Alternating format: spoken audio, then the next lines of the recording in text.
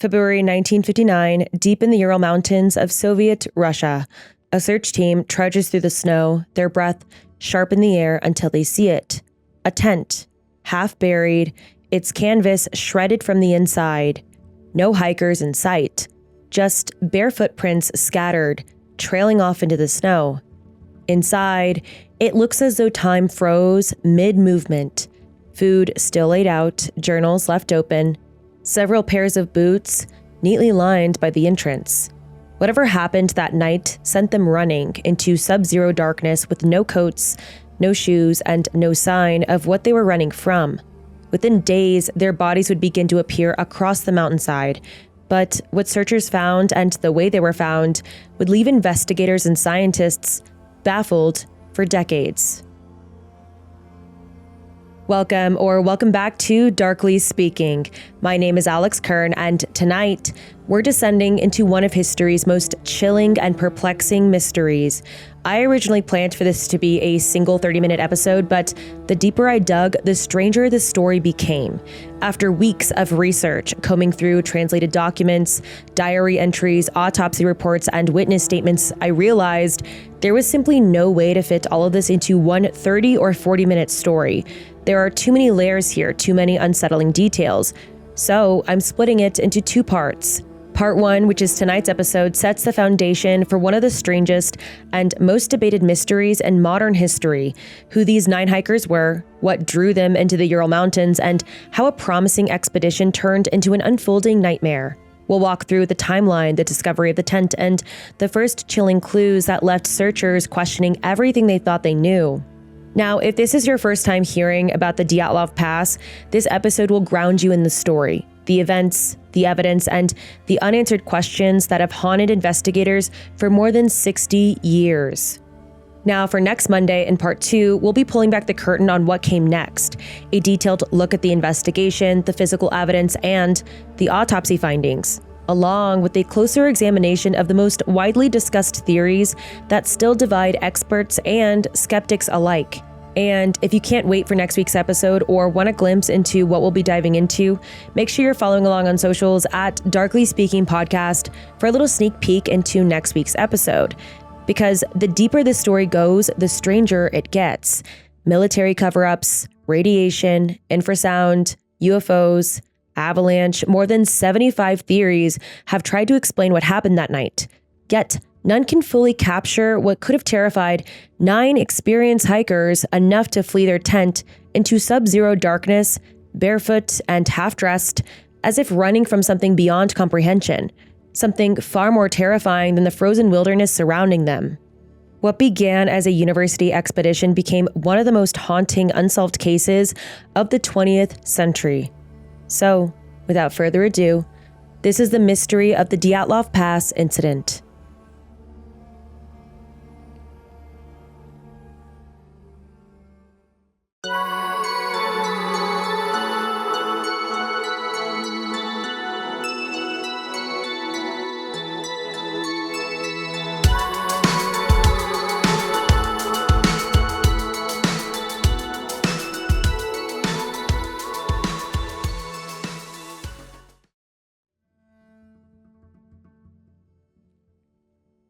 What we now call Dyatlov Pass wasn't known by that name in 1959.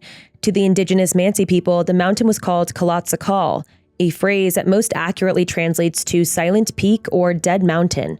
Although the translation Dead Mountain only came later, reshaped by tragedy and outsiders trying to make sense of what happened.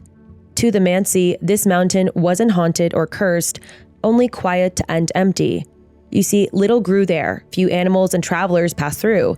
It was simply a stretch of land forgotten by most until tragedy forced the world to remember it.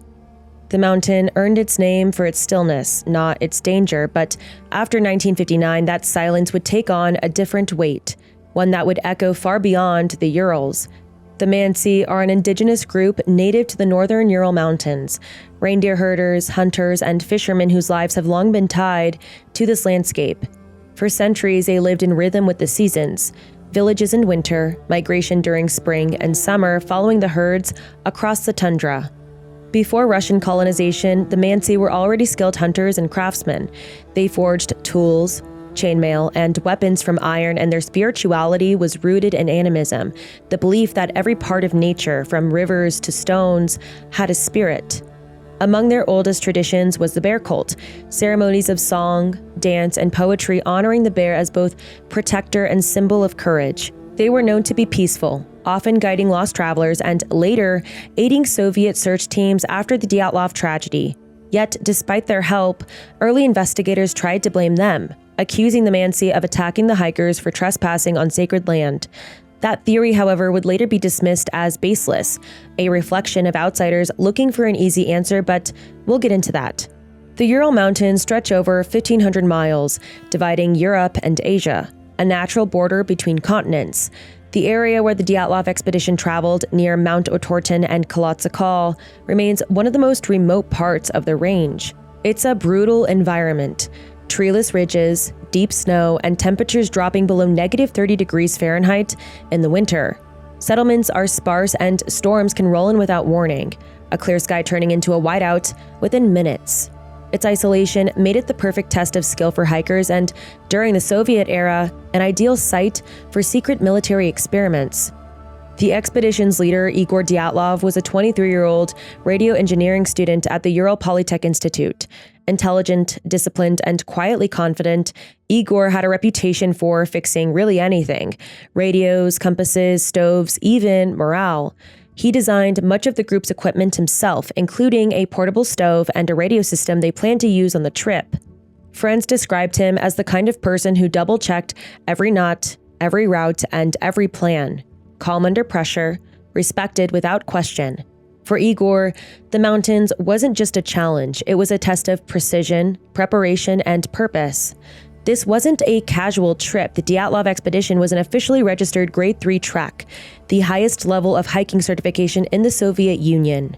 According to their permit, the team planned to study and document the geography and culture of the northern Urals, meet with the Mansi people to record their traditions, and collect meteorological and geological data along the way. But above all, this journey would earn them their Grade 3 certification, a mark of endurance, discipline, and mastery recognized across the country.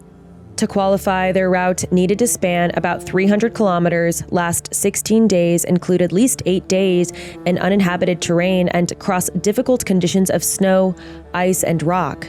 All 9 hikers were experienced mountaineers, engineers, physicists, and students who balanced intellect with endurance.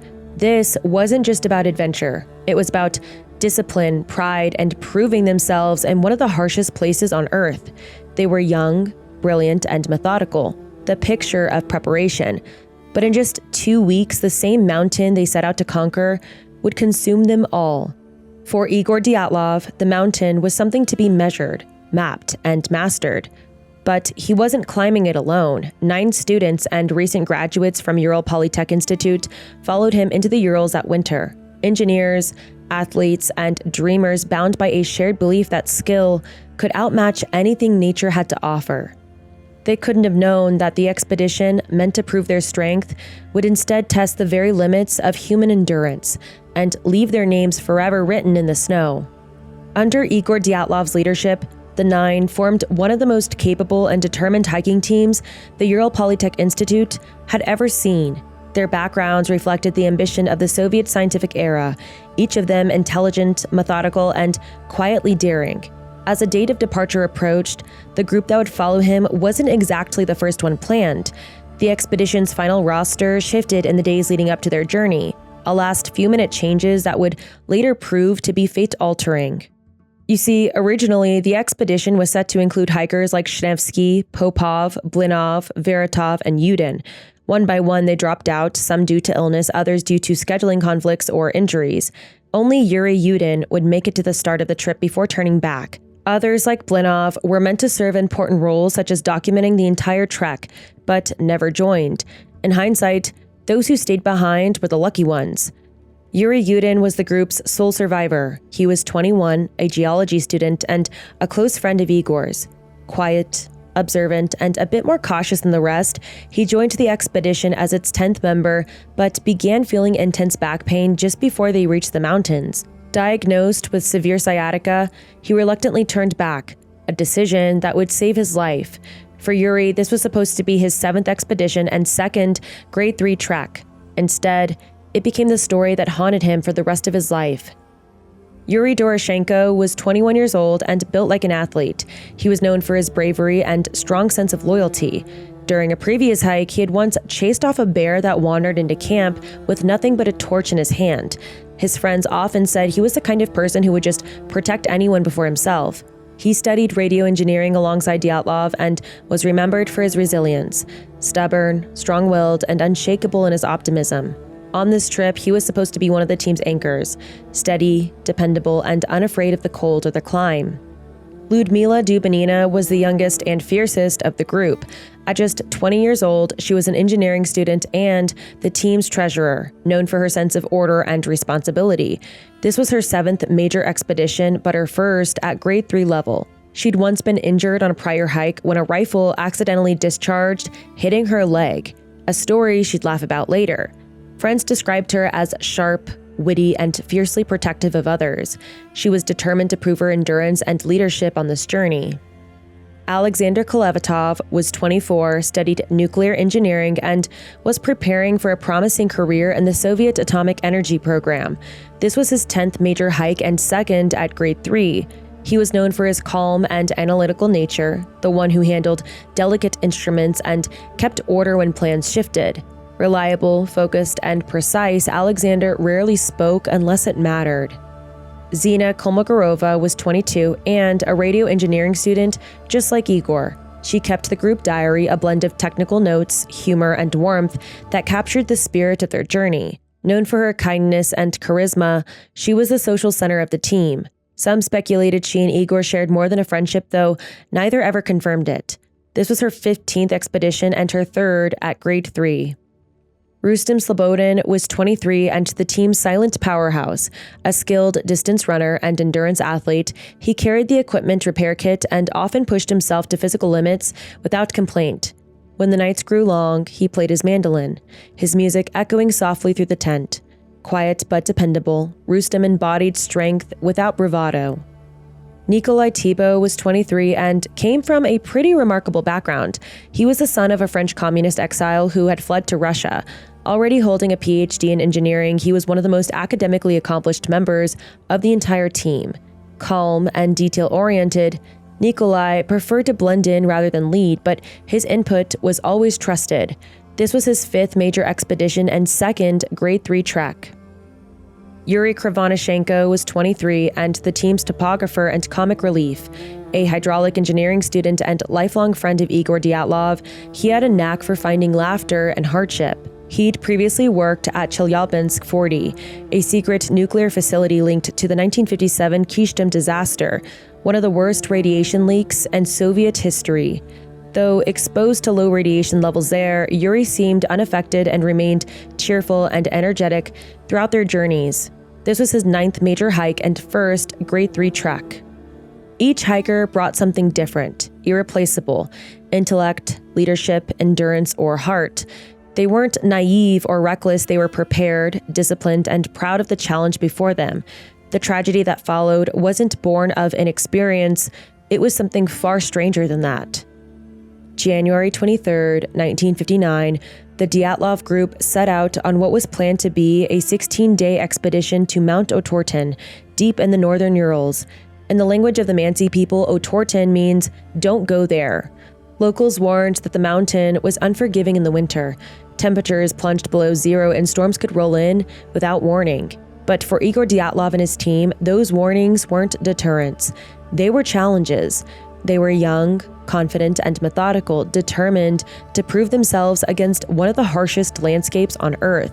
The night before their departure, Igor did what he always did: checked and rechecked every item: tents, skis, food, first aid, cameras, journals, nothing left to chance. His friends teased him for it, but that precision was exactly why they trusted him with their lives. The journey to their starting point alone was long. 2 trains, a bus, and finally a passenger truck that rattled through the frozen wilderness until the last stretch of road disappeared behind them. The expedition began with 9 members, but that number changed almost immediately.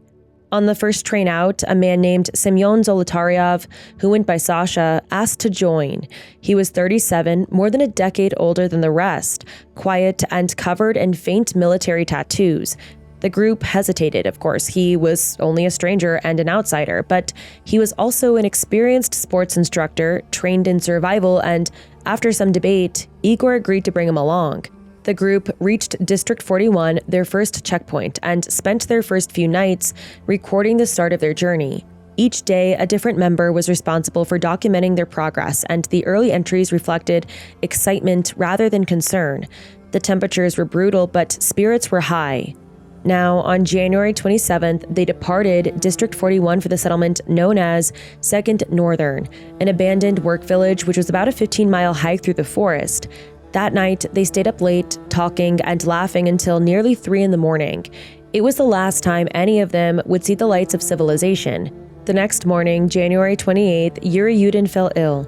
His sciatica had flared up again, and his pain became so unbearable that he had to make the difficult decision to turn back, retracing his path back to District 41. He said his goodbyes, unaware that this would be the last time he would ever see his friends alive.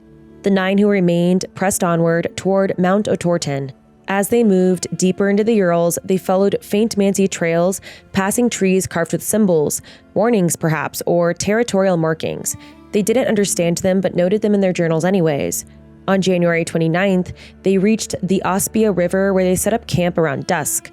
Their tent, a 13-foot triangular canvas shelter designed by Igor himself, was large enough to fit 12 people and divided by a small portable stove. Even in the punishing cold, they fell into a rhythm, cooking, joking, and recording their thoughts. Their photographs from those early days showed wide smiles and calm skies, the look of people who felt entirely in control. Then came January 30th, the day that everything began to shift. The wind had sharpened, the snow deepened, and every step forward demanded more from the group. The day's journal entry stood out, unsigned and fragmented, as if written in exhaustion or in a hurry. The first note mentioned the Mansi once more, describing them as an intriguing northern nation of roughly 8,000 people, known for their distinctive written language and forest symbols. Another entry detailed the worsening weather, snow piling nearly 4 feet high off of the trail, and later that evening, a brief reflection of the climb's altitude and strain, ending still with a sense of hope. By late afternoon, the group decided to adjust their route and make camp early. To them, it was just another obstacle, another story to tell when they got home. But from that day forward, nothing about their journey would go as planned. January 31st, 1959, the group's final full day before the tragedy. According to their journals, the original plan was to follow the Ospia River through the Lazva Valley and up toward Mount Otorten, a route that would have kept them sheltered for longer. But Igor Dyatlov made a change. Instead of descending into the valley, he led the team up toward Kolotsakal, the mountain the Mansi call Dead Mountain. The new plan was strategic. Leave a labaz, a small cache of food and supplies near the Ospia River, travel light for the next leg, spend one night on the ridge, and then descend into the Lazva Valley afterward. On paper, it made sense. It would save time and reduce distance on their return, but it also meant exposing themselves to brutal winds and open terrain. By this point, they were already nearly a day behind schedule. This storm had slowed them to a crawl, visibility reduced to just a few meters, wind slicing across the slopes, temperatures plummeting to -11 degrees Fahrenheit. Still, they pressed on. Every step took effort, every breath was a reminder of how far they were from safety. That morning, they built the labaz, but it cost them hours of daylight. By the time they began climbing again, the storm had worsened. Somewhere along the trail, they reportedly encountered a Mansi hunter, one of the last people to see them alive. Igor noted the meeting briefly, describing whiteout conditions and snow so deep they could only move a few meters at a time. To conserve energy, they began rotating positions, one person breaking trail through chest-high drifts, then falling back to rest while another took over. Progress slowed to barely a meter a minute. By midday, the forest began to fade. Igor journaled about how the fir trees thinned into sparse birch until the world turned white and empty. They were leaving the tree line, the last natural barrier between them and the mountains, full force. Igor's final notes described the climb's harshness, the relentless wind, and the wide open sky. Beyond that point, shelter was no longer an option. Around 4 p.m., they began searching for a place to camp. They first considered climbing higher, but the wind was simply too strong. Descending meant losing progress, and in the end, they settled on a flat spot just below the ridge on the eastern slope, still exposed but manageable. They leveled the snow, pitched their tent, and anchored it against the wind. Firewood was scarce, so they relied on their stove for heat. It wasn't ideal, but it would have to do. That night, Igor Dyatlov wrote the final entry in the group's diary. He sounded calm, even optimistic, noting the warmth inside the tent despite the storm outside. His last entry line read, quote, "It is difficult to imagine such comfort somewhere in a mountain range, wind howling outside hundreds of kilometers from any inhabited places," end quote. For a moment, everything seemed steady. Warmth, routine, laughter muffled by canvas and snow. That evening, the team settled into their tent after a long day. They ate, shared quiet jokes, and recorded notes about the weather. Nothing in their words hinted at fear, only fatigue, but this would be their last final written record. The next day's events survive only through photographs recovered from their cameras, fragments of a story no one would live to finish. By now, the delay had cost them dearly. They should have reached Lozva Valley by the end of January, but they were still camped near the Ospia. On February 1st, they planned to make up for lost time. That morning, they broke camp late, around 10 a.m. The storm hadn't eased. They advanced just 2 kilometers before worsening conditions forced them to stop. By 3 p.m., they pitched their tent again, this time on the open eastern slope of Kolotsakal, roughly 900 meters up and fully exposed to the wind. It was an unusual choice. You see, the tree line sat only a mile below, which is a far safer option. Yet, for reasons still unknown, they stayed where they were. No shelter, no windbreak, just a vast white expanse on every side. That night, spirits were high. The group created a playful mock newspaper they called Evening Otorten, a satirical publication filled with inside jokes, sketches, and mock headlines about their expedition. One line even joked about, quote, snowmen in the northern Urals, end quote, a small detail that would later spiral into the infamous Yeti theories. Curiously, the official case file contains only a transcript of this document, not the original image. You'd think investigators would have wanted to verify such an odd clue, but they didn't. So, its authenticity remains uncertain. Whether real or not, the tone of that entry captures their spirit perfectly.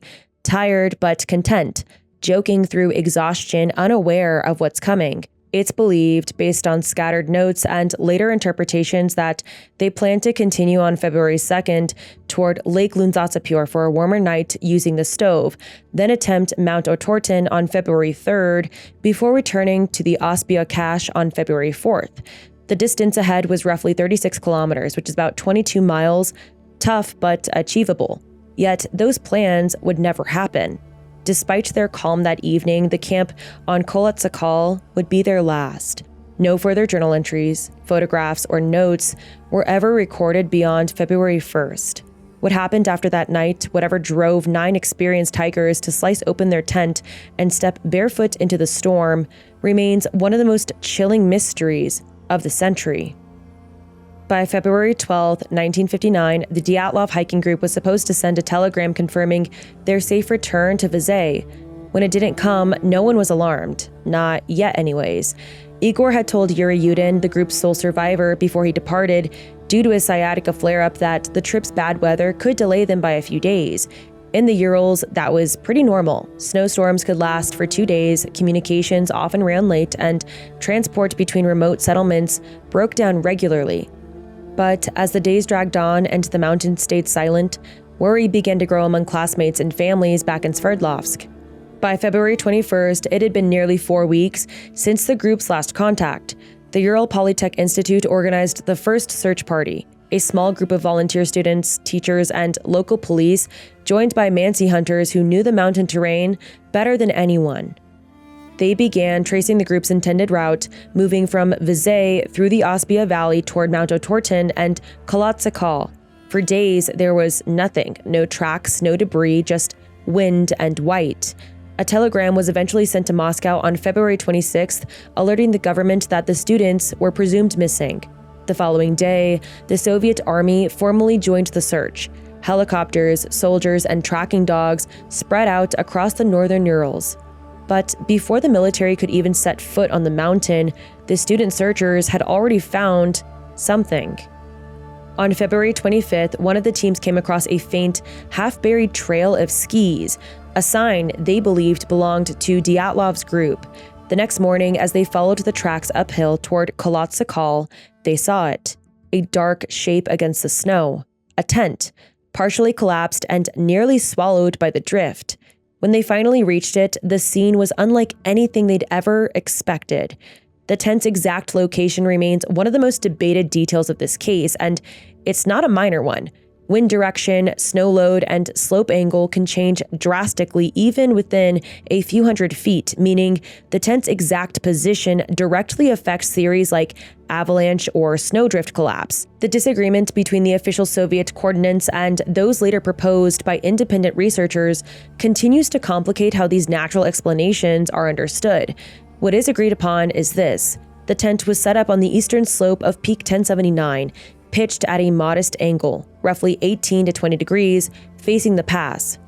The official report listed its coordinates as 61 degrees, 75 minutes, 95 seconds north, 59 degrees, 42 minutes, 96 seconds east, while later researchers placed it roughly 116 meters, a little less than a mile southwest. Beneath the snow, the ground was tightly compact as though the tent had stood there for some time. A pair of skis jutted from the drift near the entrance, positioned neatly as if to mark the site. The large canvas tent, collapsed under snow and ice, leaned to one side. The canvas itself was torn in two places, a small rip on the uphill side plugged with a fur jacket and a much larger gash on the downhill slope. So that second cut was clean and deliberate, made from the inside out, as though someone had sliced it from the inside in the dark, desperate to get out.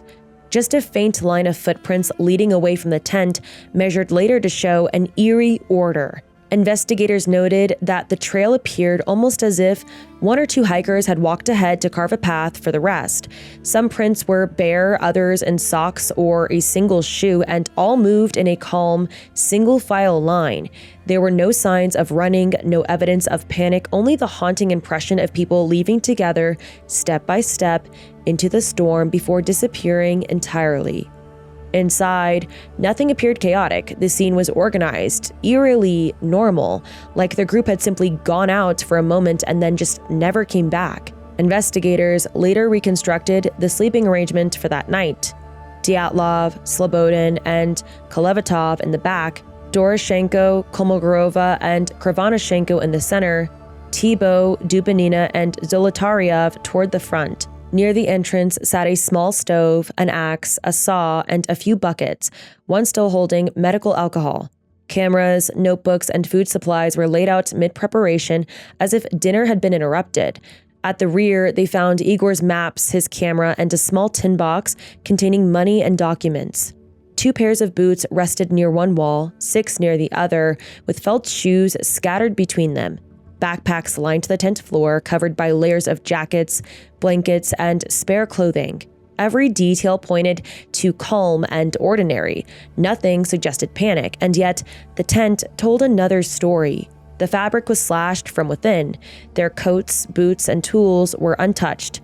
Everything they'd need to survive the night was still there. Whatever forced them out had done so instantly, without time to think, without time to prepare. 9 seasoned hikers had cut their way out of their only shelter and stepped barefoot into a Siberian blizzard.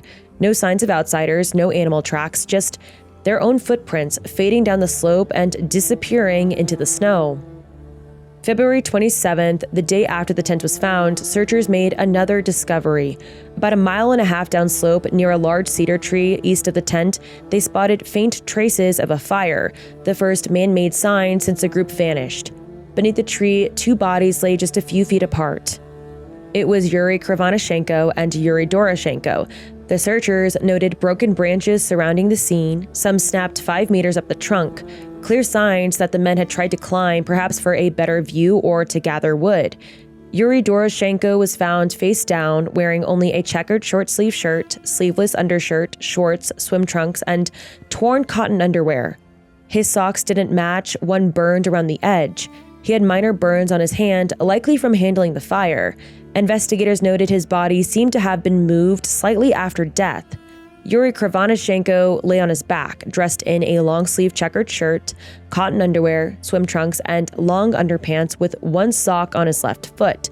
Neither man wore boots. Both bore light burn marks from sitting too close to the flames, an indication of desperation rather than carelessness. Now, the next bodies that were found were Dyatlov and Kolmogorova, located between the cedar tree and the tent, about 850 meters apart. Zina was discovered partially buried in snow, lying on her right side as if still trying to crawl uphill. She wore multiple layers, 2 hats, a long-sleeve undershirt, sweater, checkered shirt, another sweater with a torn cuff, cotton pants, trousers, ski pants, and 3 pairs of socks. No boots. Igor Dyatlov, the group's leader, was found farther up the slope, his head turned toward the tent, arms crossed over his chest. He wore a fur vest, sweater, long-sleeved shirt, cotton undershirt, pants, ski pants, and mismatched socks. His watch had stopped at 5:31. Even in death, his position suggested he'd been crawling back toward the tent. His was the last body they found on February 27th. Now, on March 5th, Rustem Slobodin's body was discovered 480 meters from the cedar tree, between Dyatlov and Kolmogorova, face down, arms outstretched. He wore several layers, undershirt, shirt, sweater, 2 pairs of pants, 4 pairs of socks, and 1 felt boot.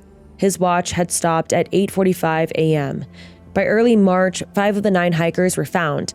4 still remained missing: Lyudmila Dubinina, Alexander Kolevatov, Semyon Zolotaryov, and Nikolai Thibault. They were nowhere to be found and also presumed dead. That is until a few months later on May 5th.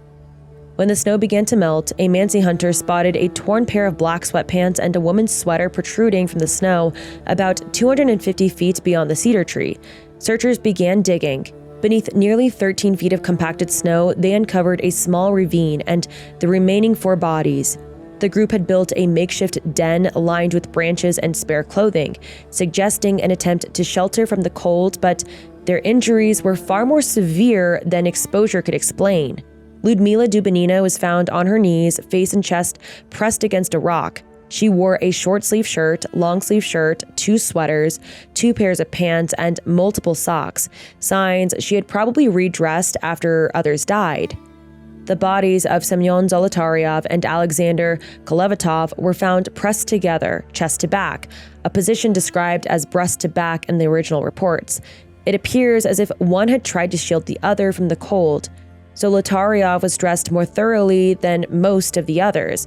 On his upper body, he wore 2 hats, a scarf, a short-sleeved shirt, a long-sleeved shirt, a black sweater, and a coat. On his lower half, underwear, 2 pairs of pants, a pair of ski pants, socks, and slippers. Kolevatov was similarly layered. He wore a sleeveless shirt, a long-sleeved shirt, a sweater, a fleece sweater, and an unzipped ski jacket. On his lower body, shorts, ski pants, and canvas pants. His wool socks were layered over several other pairs, some showing fire damage, and his jacket right sleeve bore a series of clean 7 to 8 centimeter gashes that no one could explain. Nearby lay 23-year-old Nikolai Thibault. He wore 2 hats, 1 canvas fur hat over a handmade wool one, and layers of a shirt, wool sweater, and a fur jacket. On his legs, underwear, sweatpants, cotton pants, and ski pants. His socks and felt boots remained on, though his gloves were found tucked in his pocket. 2 wristwatches on his arm had stopped, one at 8:14 a.m. and the other at 8:30. Each of the ravine victims appeared to have been dressed in what they could find, pieces borrowed from their dead companions. Layers for warmth, yet their injuries told a darker story. All 4 hikers found in the ravine were wearing clothing that was measurably radioactive. Once the final bodies were recovered, the Soviet authorities launched 2 separate investigations. The first took place in 1959 during the immediate aftermath.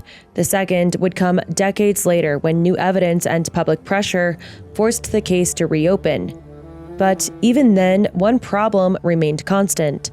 9 hikers, 9 deaths, and not a single clear, unified explanation. Each hiker showed different trauma patterns inconsistent with any single event like freezing, fire, or an avalanche. Some bodies were battered and broken, others untouched except for frostbite. Some wore layers of borrowed clothes, others died half naked. Whatever happened that night, it hadn't happened all in the same way, and that fact would haunt every investigation that followed. From the start, nothing made sense. The focus shifted from who to how. If the hikers had simply frozen together, it would have been tragic but logical. If the tent had caught fire, that would have been straightforward. If there had been animal or human tracks, foul play could have been investigated. But there weren't. Instead, 9 bodies were found, each in different states with different injuries and no single consistent explanation. The last 4 autopsies were led by Dr. Boris Vozrozdanye and his team. Each was officially ruled as death by hypothermia, though several of the hikers had visible injuries that didn't align with freezing to death. The examiners weren't convinced that this was the truth, but in the Soviet system, uncertainty wasn't an option. They needed a cause that could be documented, reported, and closed, so hypothermia was written down for all 4. Roughly a week later, the body of Rustem Slobodin was found and examined by Vozrozdanye alone. His autopsy raised even more questions. Slobodin had clear signs of blunt force trauma, head and chest injuries that likely occurred after fleeing the tent. Still, his cause of death was recorded as none other than hypothermia. Okay, so 2 different theories emerged from this. Either the first 4 bodies had required a team effort due to the volume of work, while Slobodin's was done later and alone, or by the time his body was examined, Vozrozdanye may have begun to question the official narrative and been told to keep his concerns to himself. The discovery of the final 4 bodies shattered any remaining confidence in the hypothermia explanation. These hikers had built a makeshift den, were better dressed than the others, and had sustained catastrophic injuries. Of the 4, 3 were not listed as hypothermia deaths. Ludmila Dubinina was found pressed against a rock wall, her face and chest against the stone. Her eyes and tongue were missing, her nose broken, and her ribs completely fractured. Her official cause of death was massive internal bleeding due to multiple rib fractures. Nikolai Thibault was found half submerged in meltwater with a massive fracture on the right side of his skull and hemorrhaging in his forearm. His cause of death was cerebral bleeding from blunt force trauma. Semyon Zolotaryov, otherwise known as Sasha, was found lying back to chest with Alexander Kolevatov. His eyes were missing, ribs completely crushed. His official cause of death was massive internal bleeding from chest compression. Alexander Kolevatov was found with no visible external trauma, though his neck was deformed and a wound was found behind his right ear, both believed to have been made post-mortem. His cause of death was hypothermia. Now, this is kind of weird because how could one man freeze to death while holding another who had died from crushing injuries? The autopsies only raised even more questions as to what exactly happened to these 9 hikers in the early morning hours of February 2nd. Investigators also discovered something even stranger. Several articles of clothing worn by the 4 hikers found in the ravine were found to be measurably radioactive, further deepening the mystery surrounding their deaths. Now, already, there are so many questions to this story. Why did the hikers cut through their tent from the inside instead of using the entrance? When and why did the group split apart? Why did some climb the cedar tree? Were Dyatlov, Kolmogorova, and Slobodin trying to reach the tent or moving away from it? Why did the others build a den deep in the ravine, and why were their clothes radioactive? Why did 5 die from hypothermia while 4 suffered violent trauma? Each clue added a new layer of contradiction. The more investigators uncovered, the less sense it made. The final Soviet report concluded that the hikers died due to, quote, an overwhelming physical force which they were unable to overcome, end quote. The phrase explained nothing but kept the file safely vague. It only fueled speculation, and theories multiplied. Attacks by the local Mansi people, which was later disproven, secret Soviet military testing or rocket experiments, a Yeti encounter, alien or UFO involvement, experimental bioweapons or radiation exposure, a KGB or government cover-up. The case's bizarre contradictions even slipped into pop culture, referenced and parodied as one of the strangest unsolved mysteries in modern history. Decades later, a new investigation was launched by Andrei Kuryakov, deputy head of the Prosecutor General's Office of the Ural Federal District. After years of analysis, Kuryakov announced the official conclusion: an avalanche. The theory seemed to fit, explaining why the hikers fled the tent, why it collapsed, and why snow had covered it almost completely. Now, to test this, engineers recreated the conditions using snow physics modeling software originally developed for Disney's Frozen, simulating the precise placement of the tent to validate whether an avalanche could have behaved that way. However, even with the scientific backing, the avalanche theory couldn't account for everything. The injuries sustained by Dubinina, Thibault, and Zolotaryov didn't match avalanche trauma. If those injuries happened at the tent site, the victims wouldn't have been able to reach the ravine. The missing eyes and tongue were also never explained, nor was the calm barefoot flight into a blizzard. Every supposed answer introduced new contradictions. More than 60 years later, no single theory accounts for every single piece of evidence: the injuries, the radiation, the missing body parts, or the group's inexplicable behavior that night. The official story might have provided closure on paper, but not in truth. For every theory that seems to fit, another unravels, and that's why the Dyatlov Pass remains one of the most haunting mysteries in modern history, a puzzle where every answer only opens another door.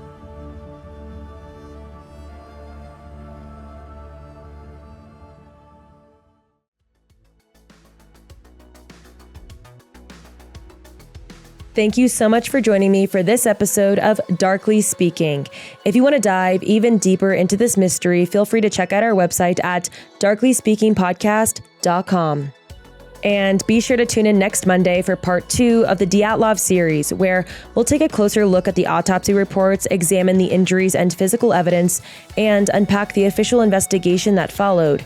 We'll also dive into the most talked about theories, from the scientific to the supernatural, to see which, if any, can explain what really happened on that mountain. Until then, stay curious, stay skeptical, and I'll see you next week with a brand new episode.